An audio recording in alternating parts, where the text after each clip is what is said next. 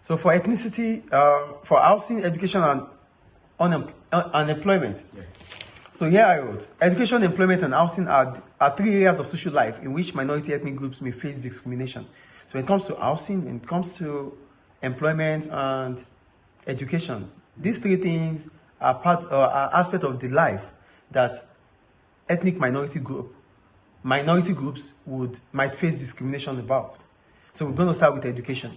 So for education, I wrote, in education, teachers are likely to come from the majority group and stereotype ethnic minority pupils as lazy and deviant.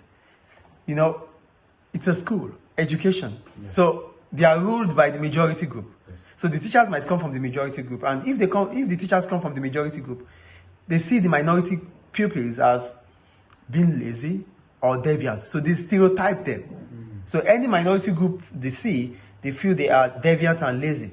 So because teacher says you are deviant, you're lazy, it might not allow you to attain educational success. And if you are unable to attain educational success, how can you move up the social ladder? It becomes difficult. That is it. So why is this thing happening? It is happening because people in power and authority, they hold prejudice against these views. They discriminate. Yes. Do you understand? In education. Yes. Then in housing, for housing, I wrote, where local authorities has a stock of housing available, they prioritize the majority group.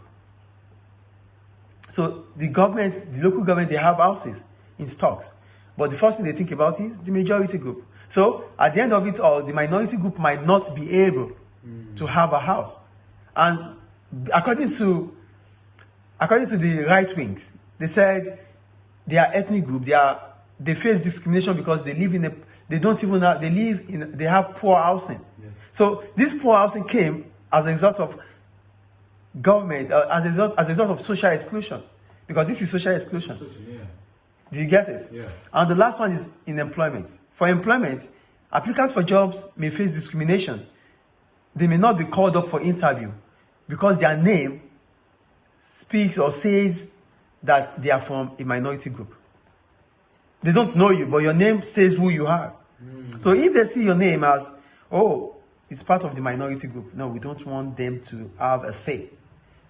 So they discriminate. That is prejudice. Yes. Do you understand? So that's ethnicity, how ethnicity has influence on education, employment, and housing. So without education, without employment, without housing, how can't you will continue to be minority? Yeah. Is it clear? Yes. So that's where we stop today. The next class, we're going to talk about gender.